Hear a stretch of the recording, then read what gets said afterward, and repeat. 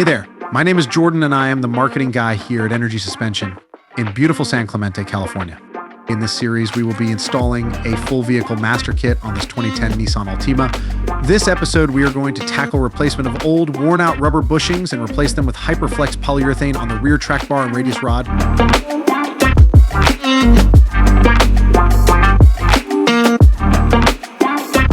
Thinking about doing this on your car?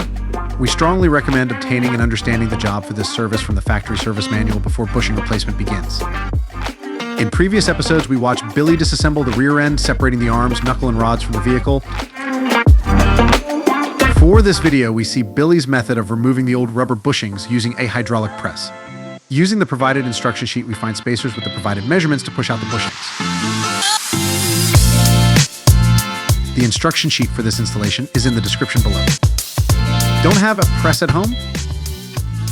There are many tools that can be used to have the same result, and a few videos are available on our channel that show other methods. The new bushings are easily installed with the provided Formula 5 grease.